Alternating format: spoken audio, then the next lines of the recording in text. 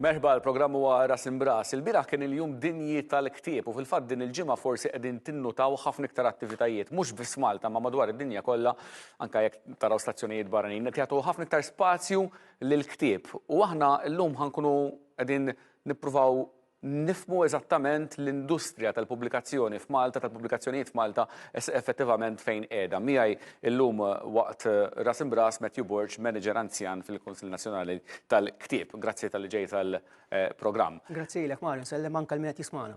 Ma nixtiex nitkellem dwar il-ktieb bil-Malti, imma dwar il-ktieb Malti jista' jkun bil-snoħra. Dak li jiġi pubblikat hawn Malta effettivament, x'sitwazzjoni jinsab fiha? Mela, din mistoqsija li tiftaħ ħafna u jkollna ċans anki issa niftħu ftit, però jekk trid eżempju nagħtik xi data fatwali fis-sondaġġ tal-NSO fuq l-entitajiet tal-pubblikazzjoni li ħriġna ftit ta' xhur ilu, ir-riżulta pereżempju li kien hemm mal-550 ktieb stampat fl-2022 għax id-data li nġabret fiha kienet 22. Ġifieri aħna qed ngħidu aktar minn ktieb kuljum. Dik li l-eksturik, u fil-verità titqabbilha ma' snin ta' qabel ukoll biex tara. Eżatt, kien hemm żieda li kien hemm tnaqqis fil-kodba fl-e-books, kodba diġitali, kien hemm 19 biss. Ironikament. Eżatt. Dawk l-e-books kienu żdiedu fi żmien il-COVID, kif wieħed jista' jifhem. Li tajt li hija li kodba ppubblikati qegħdin ikun hemm. Jiġifieri qed ngħidu aktar minn ktieb kuljum. Għażla hemm, pubblikaturi hemm minn fejn. Imma l-Maltin qed jaqraw? L-isfida tkun li anki studju wara studju juru l-Maltin ma jaqrawx daqskemm nixtiequ.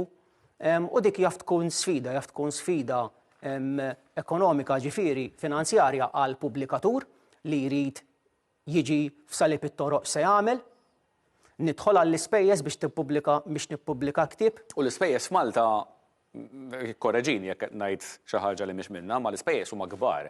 Għaliex jiena nħares daqsxejn lejn il-kodba u l-produzzjoni tal-kodba f'Malta nara titjib sostanzjali ma' dak li kien jiġi pubblikat qabel. Allura l-ispejjeż tal-produzzjoni nifhem li żdiedu. Min-naħa l-oħra s-suq huwa żgħir. Iva, mela, 100% li l-produzzjoni tal-kodba tjiebet ħafna biss anke jekk wieħed jara kemm il-kodba ta' tfal u kemm il-kodba tal-kbar, imma speċjalment ta' tfal, kemm inti l-kodba li tiftakar inti ta' tfal. U kemm jiena l-ġenerazzjoni inqas minnek, iżgħar minnek naħseb il-kodba ta' tfal li niftakar jien u tara tal-lum tiebet sostanzjalment u l-istess anke tal-kbar. L-ispejjeż fil-produzzjoni tal-ktieb huma li huma. Malta bħal ħafna affarijiet oħra peress li hija żgħira u ħafna mill-affarijiet pereżempju timpurtom biex tagħmel l-affarijiet ma nipproduċux ħafna affarijiet aħna hawnhekk għalina. Il-ktieb wieħed minnhom u il-pubblikaturi fl-aħħar sentejn tlieta erba' intlaqtu u dan joħroġ anke mis-sondaġġ ġifier pubblika din, intlaqtu ħażin mill-ispejjeż tal-prezz tal-karta minħabba l-gwerra fl-Ukrajna, il-COVID. Jiġifieri meta inti l-ispejjeż tal-karta olewlek hija materja prima biex inti tagħmel ktieb. Il-pubblikaturi jaffaċċjaw ħafna sfidi minn dak il-lat. Ġifieri u xorta baqa' jkun hawn il-kodba ppubblikati. Allura l-mistoqsija kważi mhux lilek nagħmilha din il-mistoqsija, inti forsi tiltaqa' magħhom mod regolari u tieħu r-reazzjoni tagħhom. Għaliex jibqgħu fis-suq? Għaliex jibqgħu jippubblikaw? Mela, jibqgħu jippubblikaw. Jibqgħu jippubblikaw b'dir-rata li semmejt. Mela, jibqgħu jippubblikaw għax hija pożittiva li għataw min għadu jibqa' jikteb. Għax inti ovvjament il-pubblikatur ħajjippubblika jekk jibqa' jkun hemm kittieba jiktbu. Ġifier minn dak il-lat il-fatt li dawn baqgħu jippubblikaw hija xi ħaġa pożittiva. Għax inti ġifieri għandek kittieba li baqgħu jiktbu. U importanti li l-kittieba tagħna f'Malta għalkemm aħna żgħar ħafna jibqgħu bin-numru li qegħdin u jibqgħu jiktbu. Importanti ħafna ir-rispett lejn l-awtur bħala bniedem professjonist f'dak li jagħmel. U allura tibqa' kruċjali li nibqgħu jiġu ppubblikati l-kodba. Dan is-settur huwa importanti ħafna u ħafna drabi ma jingħatax l-importanza li ħaqqu. Il-kittieb forsi jidher xi ħadd qisu li bħala passatemp hekk jaqbad jgħid ħajjikteb ktieb.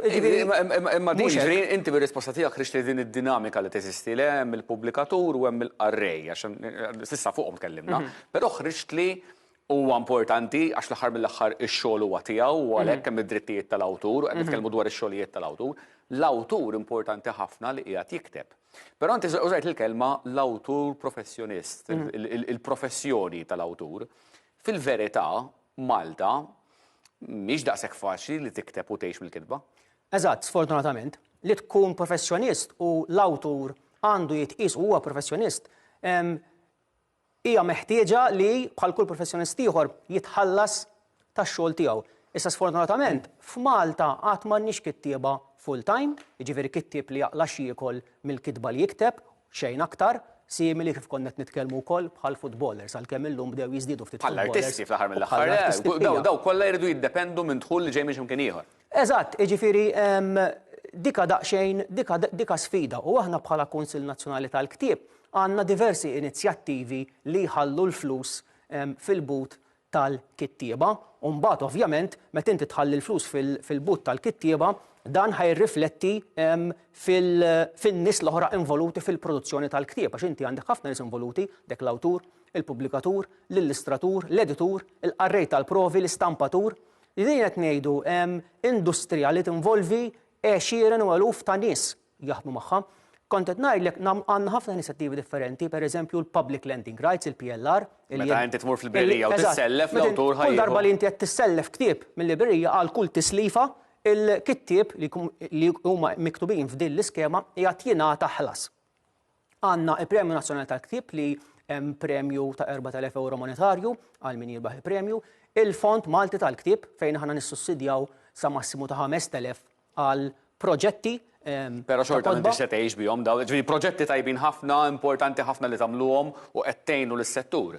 U qed tgħinu lill-awtur. Eżatt. Però xorta m'intix se tgħix bihom dawn il-flus li qiegħed issemmi. Ġifieri meta tqabbel Malta ma' barra, jiena nerġa' ngħidlek is-suq huwa problema, forsi anke għax in-nies jaqraw inqas kif irreferejna liha wkoll.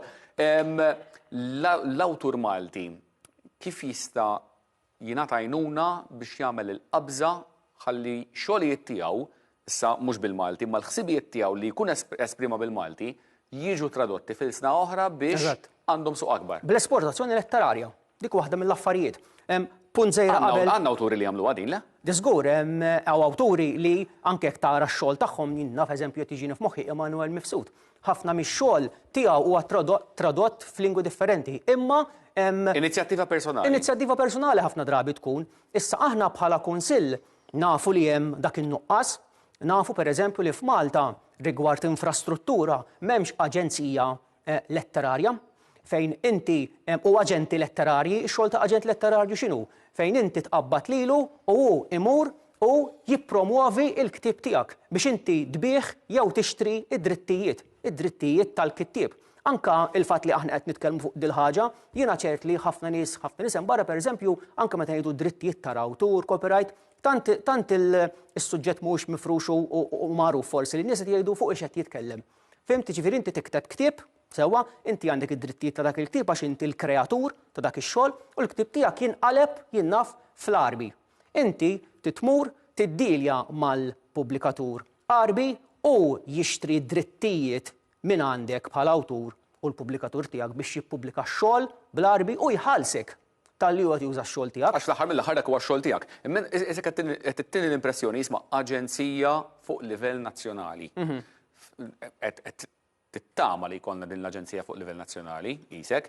Fil-verità, pajjiżi oħrajn ma jkollhomx aġenziji fuq livell nazzjonali, jkollhom nies li jsiru aġenti il-privat illi jibdew jipromovu xogħlijiet tal-awtur u manfushom. Eżatt, però ikun hemm dawk it-tip ta' nies għax hemm l-infrastruttura li tissapportihom diġà. Aħna meta fil-passat ħdimna mal-aġent letterarju Simon Trewin li huwa l-aġent letterarju ta' kittieba kbar bħal John Boyne, The Boy in the Striped Pyjamas. Konna ġibnieh fil-festival. Konna abbadnieh jagħmel rapport biex jara kemm tista' konkreta li ssir titwaqqaf aġenzija letterarja f'Malta.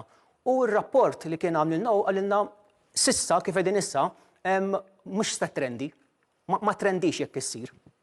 Jiġifieri aħna naħdmu ma' dawn l-aġenti letterarji u imsieħba professjonali barranin, speċjalment eżempju meta mmorru il-London Book Fair niltaqgħu ma' professjonisti u nippruvaw nimitaw u naraw x'qed jagħmel ħadd ieħor barra minn Malta biex prattiċi. Però ma tistax timita affarijiet li qed jagħmel jien naf kittieb awtur Ingliż li jikteb bl-Ingliż, tittimita. Tad-daqstana. Tad-daqstana bħal Bask bħal Katalan li tista' tipprova tgħid. L-Iżlandiż, l-Iżlanda. Hemm popolazzjoni inqas minn Malta kmin isejjer żball, imma popolazzjoni li taqra ħafna. X'fisser? Xi jfisser għax popolazzjoni taqra ħafna? Ifisser li popolazzjoni iżgħar minn tagħna irnexxielhom ikollhom Premju Nobel għall-letteratura. Qed ngħidlek li Malta għax forsi żgħar jew in-nies jaqraw inqas qatt ma kellna kittieba li laħqu dak il-livell, jien ngħidlek li kellna kittieba laħqu dak il-livell. Imma nerġgħu niġu għad-diskors kif qedna l-ewwel. Jekk aħna f'Malta m'hemmx l-infrastruttura biex il-letteratura Maltija tagħmel dik il-qabża tiġi tradotta ħalli n-nies isiru jafu bina.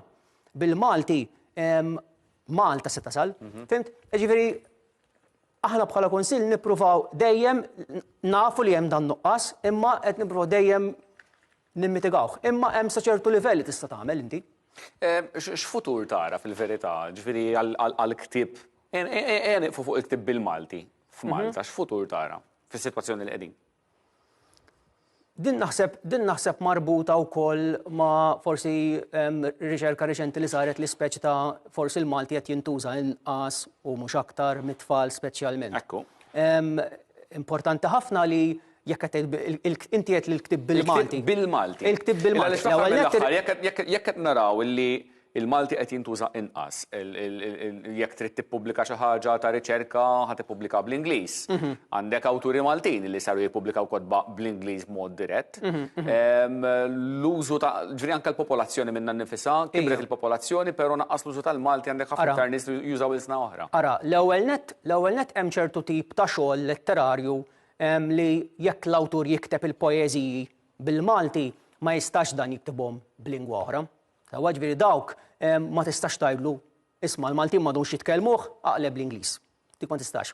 Kotba ta' riċerka kif għedna ħafna minnhom jiġu pubblikati bl-Ingliż, xortu huma pubblikazzjonijiet Maltin u fil-Premju Nazzjonali tal-Ktieb l-aġġudikanti dejjem l-istess kummenti sena wara sena. Il-kotba ta' riċerka ippubblikati Malta, ħafna minnhom bl-Ingliż, huma ta' livell għoli li jħabbtuha ma' kotba ta' riċerka barra minn Malta.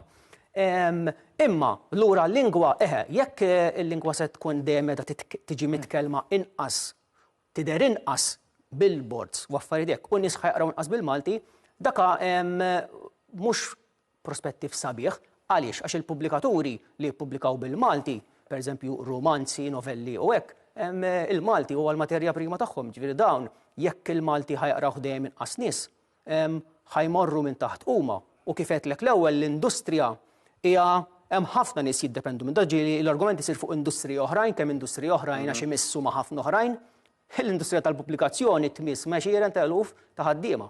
Ta' nies differenti, professjoni. L-aħħar mistoqsija, kif se nħajru nies jaqraw iktar? Tagħmlu ħafna inizjattivi intom, imma mhux qed ngħidlek mhux qed jirnexxu, imma xorta nibqgħu ngħidu li jisma' in-nies hemm bżonn jaqraw iktar, forsi qed jaqraw inqas. Social media mhux qed tgħin pereżempju? Le social media skont kif tużatejn. Ara, jiena naħseb li l-ewwel nett in-nies min jixtieq jibda jaraf aktar x'kotbem mhux irid jaqra u jagħmel nissuġġerilu jidħol fil-website tagħna ktieb.org.mt għax hemm ħemel ta' informazzjoni rebbieħa tal-Premju Nazzjonali tal-Ktieb ma nafx se nixxi l-itfal, ma nafx se naqra, mur fuq il-website tagħna għandek ir-rebbieħa tal-Premju Nazzjonali tal-Ktieb l-aħjar kotba minn 1979 sal-lum u għażel ktieb minn hemm, ġifieri għażla hemm minn fejn.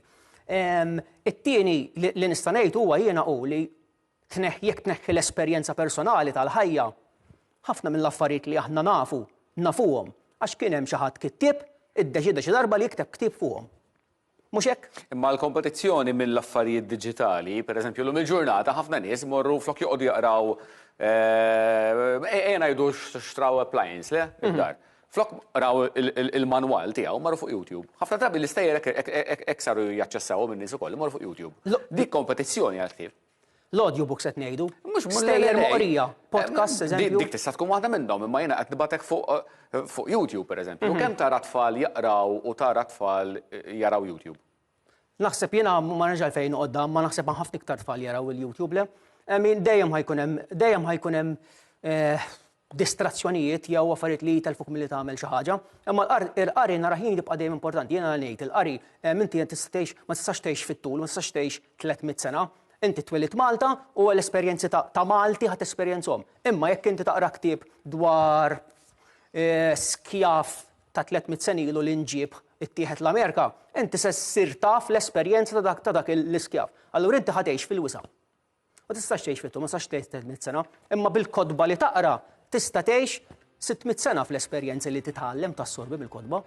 Ġifieri Matthew Borch, manager anzjan fil-Kunsil Nazzjonali tal-Ktieb, grazzi ħafna li kont miegħi l-programm Ras Imbras. Aqraw għax il-qari huwa importanti. Ras Imbras ikun magħkom kuljum mit-tnejn sal-ġimgħa fit-3 ta' war nofsinhar fis-6 ta' filgħaxija u ssibuna wkoll fuq YouTube. Semilkom.